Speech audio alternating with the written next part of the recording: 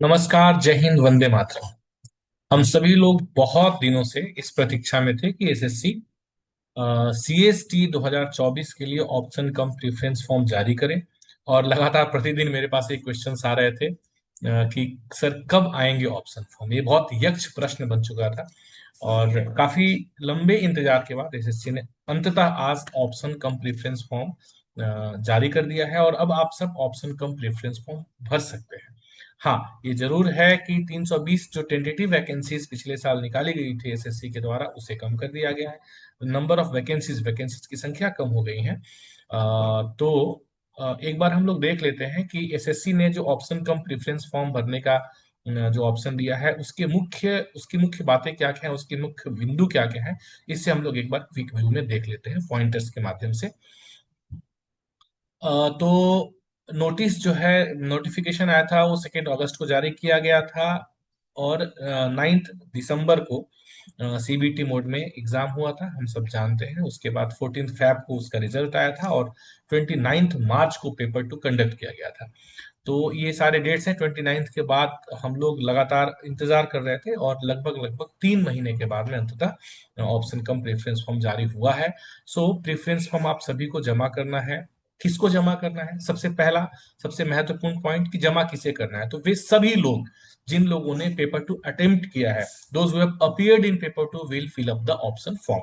सो इसमें किसी को कोई संदेह नहीं होना चाहिए कि मेरा पेपर टू अच्छा गया है, नहीं गया है, मेरे पेपर वन में अच्छे मार्क हैं, बुरे मार्क हैं। That doesn't make any difference. आपको ऑप्शन फॉर्म भरना है निश्चित तौर पे। उसके बाद में ऑप्शन फॉर्म भरने के लिए करना क्या है, तो आपको ssc.gov.in के ऊपर जाना है और वहां पे अपने लॉगिन के माध्यम से आपको ये ऑप्शन फॉर्म भरना है। मैं एक ऑप्शन फॉर्म आपको भर करके जस्ट एक डेमोन्स्ट्रेशन के रूप में भी मैं आपको दिखाने का प्रयास करूंगा। ठीक है। अब माई एप्लीकेशन टैब में जाएंगे। वहां माई एप्लीकेशन टैब में जाने के बाद में आपको ऑप्शन फॉर्म भरने के लिए मिल जाएगा। हम लोग देखेंगे सबसे महत्वपूर्ण बात, जो क्रूसियल डेट है, कब से कब तक आप ऑप्शन फॉर्म को भर सकते हैं। That is very very important, that you have to keep in mind कि आज यानी कि 9 जून को शाम के 6 बजे के बाद ये शुरू हो चुका है, यानी कि अब से लगभग 2.5 घंटे पहले इट गॉट स्टार्टेड। और 14 जून तक, यानी कि आपको ज्यादा समय नहीं मिला है, मुश्किल से 4 दिन आपके पास है। शाम के 6 बजे तक आप ये ऑप्शन फॉर्म भर सकते हैं। तो कुल 4 दिन आपके पास में है। 10, 11, 12, 13, 14 को आप काउंट में रख के मत चलिए। तो आपको इन 4 दिनों में ऑप्शन फॉर्म भर लेना है। खैर, 4 दिन बहुत होते हैं। इस ऑप्शन फॉर्म को भरने में मुश्किल से 5 से 10 मिनट का समय लगेगा, लेकिन जो चीज महत्वपूर्ण है वो ये कि आपको थोड़ा सा ऑप्शन फॉर्म भरते हुए थोड़ी सी सावधानी, थोड़ा सा कैलकुलेशंस आपको रखने पड़ेंगे। हम उसके ऊपर चर्चा करेंगे। इसके बाद में आप ऑप्शन फॉर्म एक बार भर के सबमिट कर दिए, देन व्हाट? पिछले साल ये समस्या बहुत आई थी, तो आपने ऑप्शन फॉर्म भर के सबमिट कर दिया। उसके बाद में आप इसे रिवाइज कर सकते हैं। कितनी बार कर सकते हैं? कितनी बार भी कर सकते हैं। You can revise your option form जितनी बार चाहे उतनी बार यू कैन रिवाइज इट, है ना। इसका कोई लिमिटेशन नहीं है। लेकिन लिमिटेशन किस चीज की है? वो ये कि जिस दिन तक आपको अपना ऑप्शन फॉर्म जमा करना है, यानी कि the crucial date which is 14 June 2025, बस उसी दिन तक आप अपना ऑप्शन फॉर्म रिवाइज कर सकते हैं। इस बात को आप ध्यान में रखेंगे। 14 जून के बाद एक बार 6 बज गया, उसके बाद आपका ऑप्शन फॉर्म रिवाइज नहीं होगा। जो सबसे आखिर में आपने ऑप्शन फॉर्म सबमिट किया है, वही आपका फाइनल जो सबमिशन है वह माना जाएगा। ऐसा नहीं है कि आपने पहले कुछ और भरा, बाद में आपने उसे चेंज किया और आपको लगा नहीं पहले वाला ठीक था तो वही मान लिया जाएगा, तो ऐसा नहीं होगा।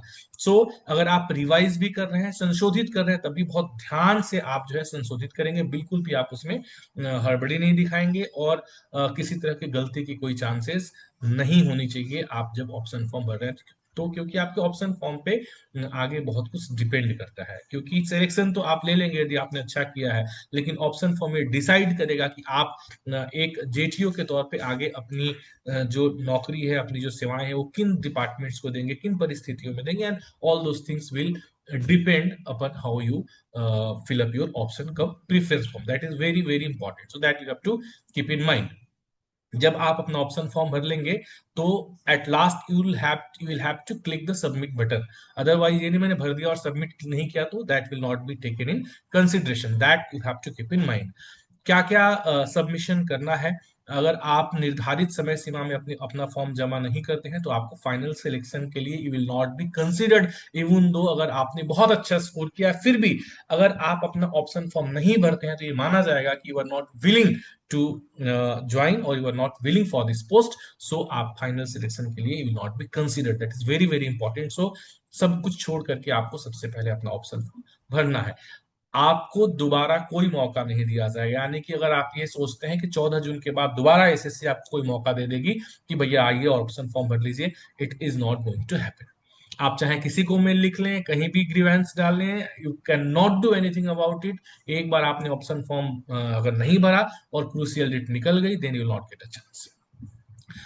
कोई grievances post mail etcetera etcetera कुछ भी नहीं एक्सेप्ट किया जाएगा।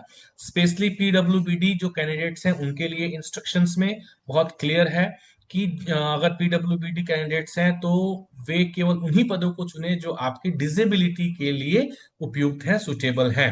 अगर आप डिसेबिलिटी डिसेबिलिटी कैटेगरी में, पीडब्ल्यूबीडी कैटेगरी में अगर आपने फॉर्म भरा है तो यू हैव टू सी कि which posts are suitable for your kind of disability, that you have to see. अगर आपने एक अनसुटेबल पोस्ट जो आपके डिसेबिलिटी के सुटेबिलिटी में नहीं है, अगर आपने उसे सेलेक्ट किया, उसका प्रेफरेंस में लिया, उसका प्रेफरेंस लिया, तो ऐसी स्थिति में your selection may be cancelled. So it is very clear and in bold letters. तो ये ध्यान आप रखेंगे अगर आप एक पीडब्ल्यूडी कैंडिडेट है तब। आपका जो पोस्ट एलोकेशन किया जाएगा, डिपार्टमेंट एलोकेशन किया जाएगा, वह merit cum preference and suitability, इन तीनों चीजों को ध्यान में रखा जाएगा। आपकी मेरिट, आपका प्रेफरेंस और आपकी पोस्ट सुटेबिलिटी, अगर आप एक पीडब्ल्यूबीडी कैंडिडेट है तो पीडब्ल्यूबीडी कैंडिडेट्स के लिए स्पेशली ये ध्यान रखना है कि आपको सभी पोस्ट के लिए आपको अपना प्रेफरेंस नहीं देना है। You have to give preference for only those post which you are suitable for. So that is very very important. उसके बाद में जो नोटिस दी गई है जिसके पॉइंट्स मैं आपको पढ़ के बता रहा हूं, और साथ में वह नोटिस जो नोटिफिकेशन में दिया गया था, उस नोटिफिकेशन को और इस नोटिस को जिसके एक्सट्रैक्ट मैं आपको दे रहा हूं, इसको आपको एक बार फिर से ध्यानपूर्वक पढ़ लेना जरूरी है। निश्चित तौर पर ऐसा आप करेंगे। और उसके बाद में आपको ये भी ध्यान रखना है कि जिस भी डिपार्टमेंट के लिए आप अपना प्रेफरेंस दे रहे हैं उसके लिए फिजिकल और मेडिकल स्टैंडर्ड आप निश्चित तौर पे फुलफिल करते हो।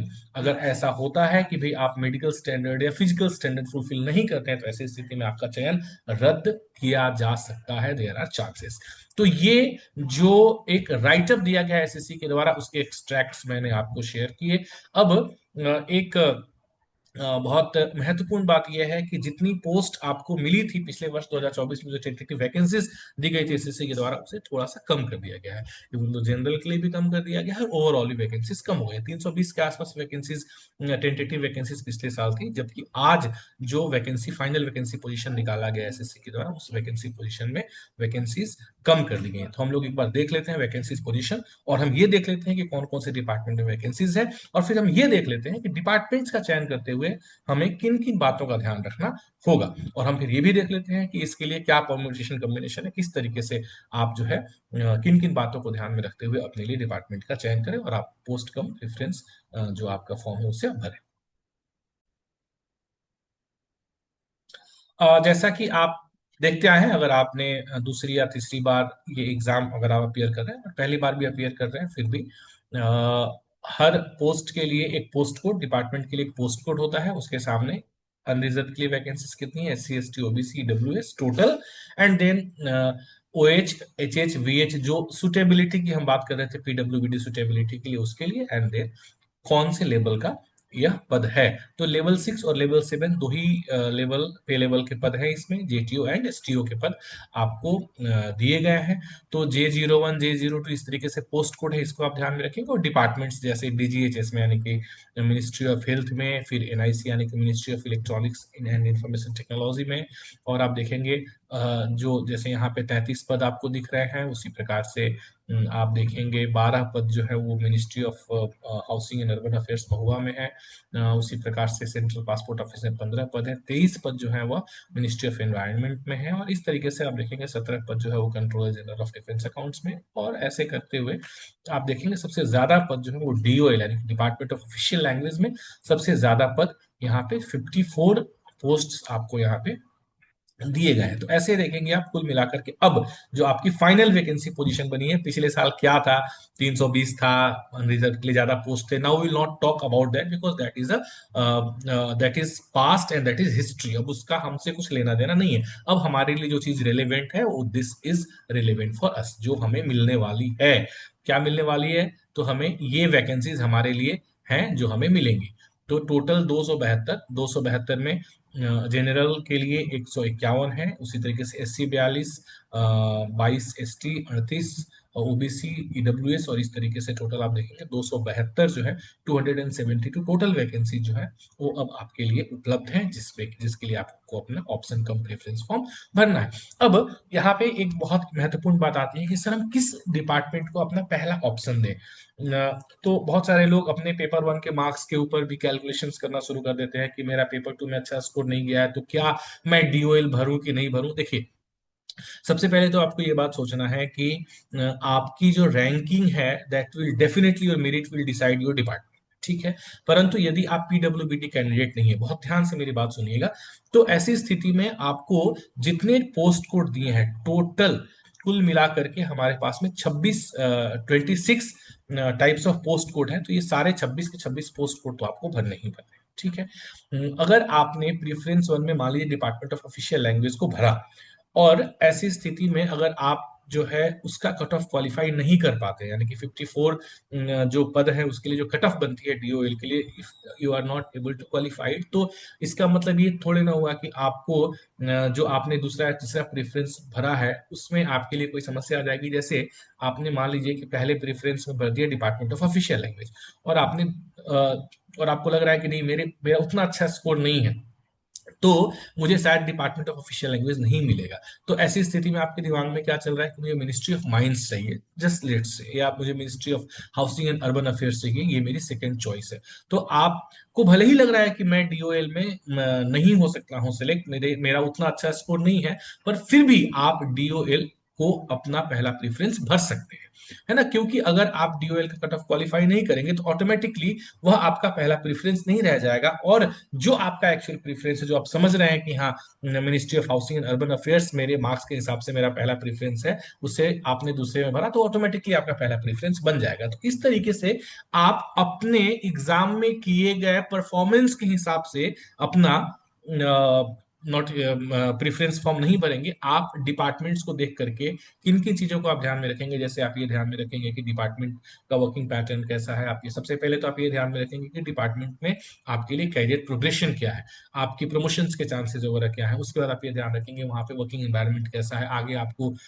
उसके बाद आप ये ध्यान में रखेंगे आपकी पोस्टिंग, जो निश्चित तौर पे सब लोग चाहते हैं कि उन्हें एक अच्छी पोस्टिंग मिले, अच्छी जगह पे पोस्टिंग मिले, तो आप इन चीजों को ध्यान में रखेंगे। और तो ये सारी चीजों को ध्यान में रखते हुए आप अपना प्रेफरेंस फॉर्म भरेंगे। जहां तक पोस्टिंग की बात है, तो जैसे जो लोग भी दिल्ली के लिए इच्छुक हैं कि नहीं दिल्ली और दिल्ली के आसपास पोस्टिंग मिले या दिल्ली में पोस्टिंग मिले, तो department of official language is a better option. और यहाँ पे 54 आउट ऑफ 272 जो भी पोस्ट है उसमें से 54 पोस्ट, मतलब लगभग लगभग आप मान के चले तो 20% के आसपास जो है, 20 to 25% के बीच में इतने पोस्ट तो अकेले जो है वो आपके डिपार्टमेंट ऑफ ऑफिशियल लैंग्वेज के हैं। तो बहुत बड़ी मात्रा में डिपार्टमेंट ऑफ ऑफिशियल लैंग्वेज के पोस्ट है। जितने भी साथी क्वालिफाई करेंगे उसमें से 20% लोगों को तो ये मौका मिल जाएगा कि वो डिपार्टमेंट ऑफ ऑफिशियल लैंग्वेज का पोस्ट उनको मिले, और वो दिल्ली में आराम से उनको पोस्टिंग मिल सकती है। ज्यादातर पोस्ट जो है वह डीओएल के दिल्ली में। इसके अतिरिक्त भी जितनी भी मिनिस्ट्रीज आप देख पाएंगे, जैसे डीजीएचएस की ministry of health and welfare sciences, welfare ministry, ministry of statistics, या फिर ministry of housing and urban affairs, तो इनके पोस्ट जो है दिल्ली में भी है, और कुछ कुछ पोस्ट दिल्ली से बाहर भी है। जैसे मिनिस्ट्री ऑफ माइंस की पोस्ट दिल्ली से बाहर भी हैं। उसी प्रकार से सीपीओ की अगर आप देखेंगे, सेंट्रल पासपोर्ट ऑफिस के, तो इसके पोस्ट ऑल ओवर इंडिया में। तो जो लोग अलग अलग स्टेट्स में, जैसे कोई उड़ीसा से है, या कोई आंध्र प्रदेश से है, या कोई वेस्ट बंगाल से है, या कोई बिहार से है, और आप चाहते हैं कि आपको अपने रिस्पेक्टिव स्टेट के आसपास में कहीं मिल जाए पोस्टिंग, तो ऐसी स्थिति में आपको ये देखना है कि क्या वहाँ के सीपीओ के लिए, खैर अब तो ये जानना आपके लिए बहुत मुश्किल हो जाएगा कि क्या वहाँ के सीपीओ में ये पोस्ट खाली है कि नहीं, क्योंकि अब समय बहुत कम बचा हुआ है इसको जानने के लिए, परंतु फिर भी आपके लिए मौका बन सकता है।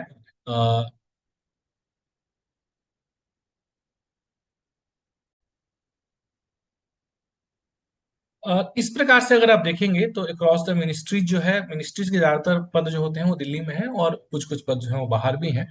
तो एक बहुत स्पेसिफिक इसके ऊपर मिनिस्ट्रीज और डिपार्टमेंट्स के ऊपर एक अलग से वीडियो हम करेंगे, स्पेसिफिकली इसके ऊपर करेंगे।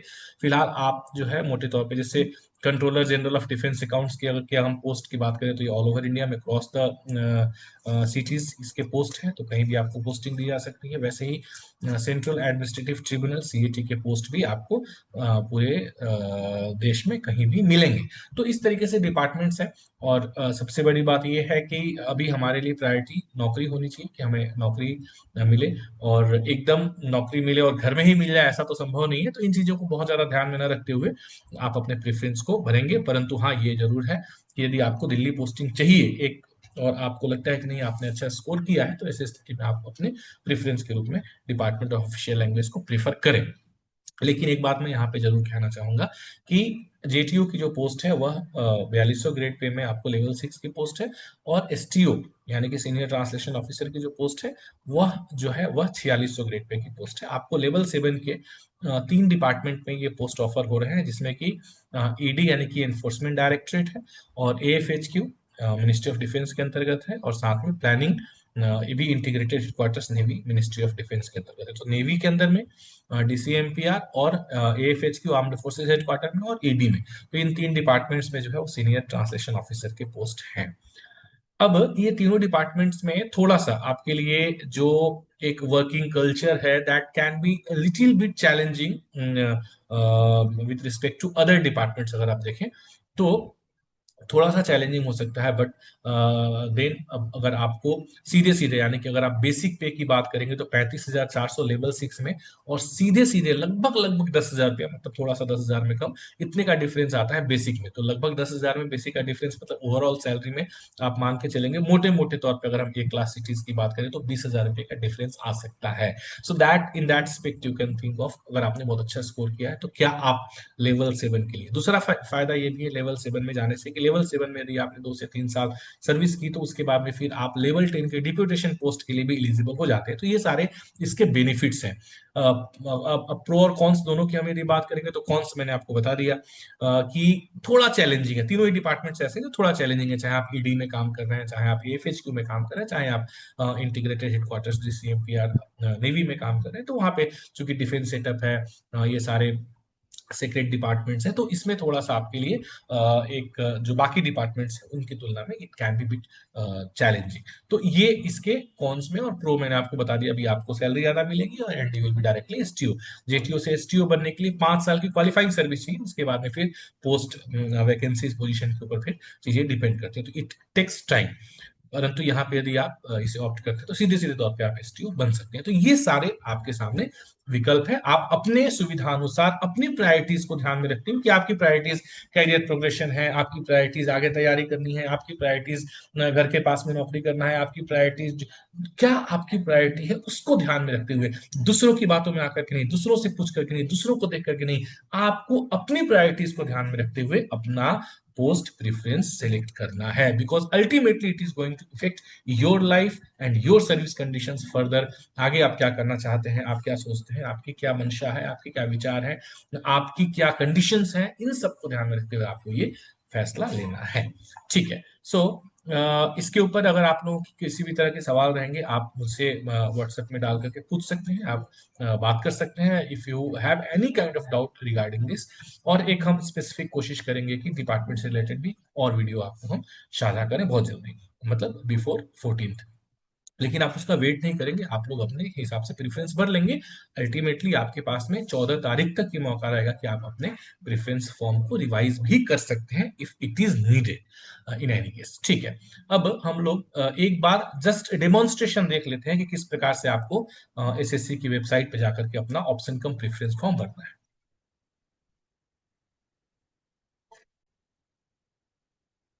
ठीक है, बहुत सिंपल है। आपका जो नोटिस है उसमें भी दिया हुआ है, और ये लिंक आपके पास है। आप ssc.gov.in एसएससी की वेबसाइट है, आप सब जानते हैं। आपको इस वेबसाइट पे जाना है। जाने के बाद में इस वेबसाइट पे आपको सीधे सीधे एक लॉगिन और रजिस्टर का आपको यहाँ पे विकल्प दिया हुआ है, जहाँ पे आपको अपना रजिस्ट्रेशन नंबर और एसएससी द्वारा जो पासवर्ड आपने क्रिएट किया है, एसएससी का रजिस्ट्रेशन नंबर, अपना पासवर्ड डालना है, ये कैप्चा आपको यहाँ डालना है और लॉग इन करना है। इट इज वेरी सिंपल, आप सबने किया होगा।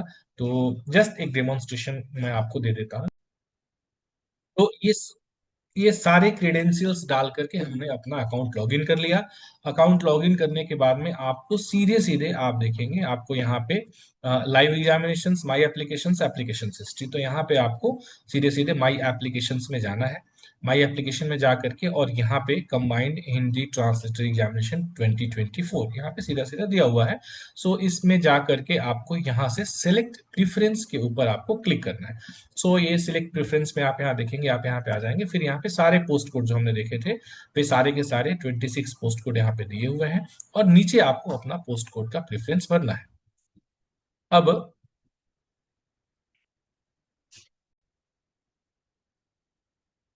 यहाँ पे आपने जैसे मान लेते हैं कि आपका सबसे पहला प्रेफरेंस है department of official language hit से, तो आपको सबसे पहले J18 यहाँ पे आपने भर दिया। जैसे आपने J18 भरा, उसके बाद ये आपका दूसरा जो बॉक्स है वह हाईलाइट हो जाएगा, जहाँ पे कि आप भर सकते हैं। अब जैसे मान लीजिए कि अगला डिपार्टमेंट आपको लगता है कि आपको डिपार्टमेंट ऑफ ऑफिशियल लैंग्वेज के बाद में आपको सीनियर हिंदी ट्रांसलेटर यानी कि S25 ऐसा आपको भरना चाहिए। तो आपने जो है ये यहाँ पे S26 भर दिया, फिर आपने मान लीजिए S25 भर दिया, फिर आपने यहाँ पे S24 भर दिया, और उसके बाद आपको लगता है कि नहीं आपको J12 भरना चाहिए, फिर आपको लगता है कि आपको J4 भरना चाहिए, और इस प्रकार से आप देखते जाएंगे जो भी आपको लगता है।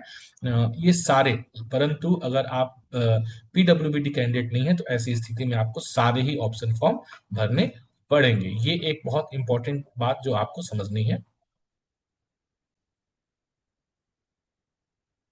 और ये सारा पूरा का पूरा बॉक्स आपको यहाँ 26 बॉक्स फिलअप करने हैं। फिलअप करने के बाद आपको I agree to above terms and conditions, and then final में आपको सबमिट पे क्लिक करना है। आप यहाँ पे ऐसा सबमिट कर सकते हैं। ठीक है, सबमिट करने के बाद में आप आगे जैसे, अब यहाँ पे आपने कुल मिलाकर के 9 प्रेफरेंस भरे। ये क्वेश्चन भी कई बार आता है कि सर हमने जो है प्रेफरेंस तो भरा है लेकिन 9 ही भरा है, तो अब क्या, क्या फिर हमें एलिजिबल नहीं माना जाएगा या हमारी सुटेबिलिटी नहीं होगी? निश्चित तौर पे ऐसा नहीं है कि आपकी सुटेबिलिटी नहीं होगी। अगर आपने 9 ही भरा, 10 ही भरा, 12 ही भरा, 15 ही भरा, या आपने 2 ही भरा, आपने एक ही भरा, अगर आपने एक भी भरा फिर भी आपकी सुटेबिलिटी होगी। लेकिन फिर आप थोड़े रिस्क में चले जाएंगे कि जो आपने भरा अगर उसके कट ऑफ को आपने क्वालिफाई नहीं किया, तो इन दैट केस ऐसा हो सकता है कि फिर आपको वह पद ना मिले।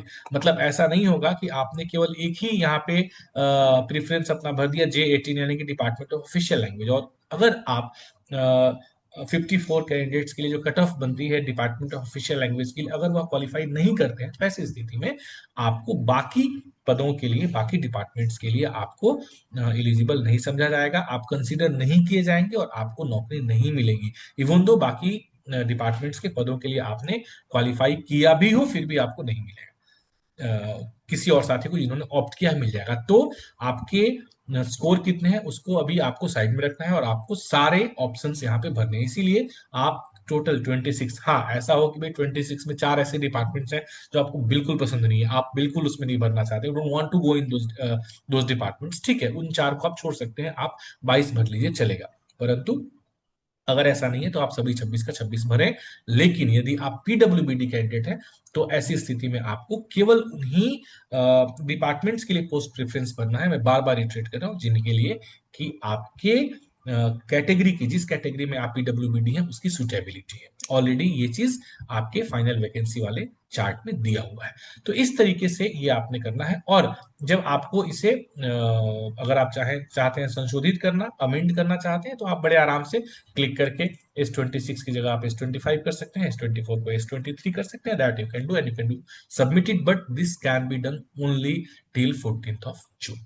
सो ये सारे इंफॉर्मेशन जो मुझे आपको साझा करना था पोस्ट प्रेफरेंस को लेकर के।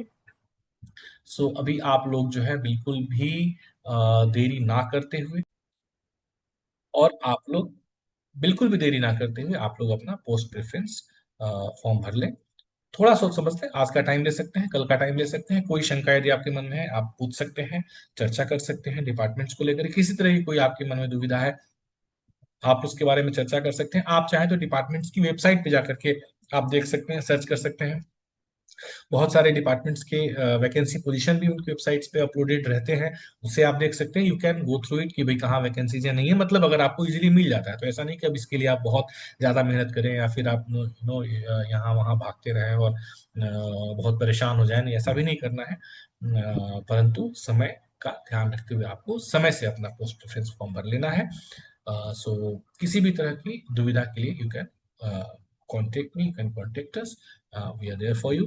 So thank you so much। और फिर मिलते हैं अगले अगले वीडियो में, जहाँ पर कि हम लोग सारे के सारे डिपार्टमेंट्स के बारे में एक ब्रीफ चर्चा करेंगे कि कौन सा डिपार्टमेंट आपके लिए कितना सुटेबल हो सकता है। Probably that we will do before 14th। So thank you so much.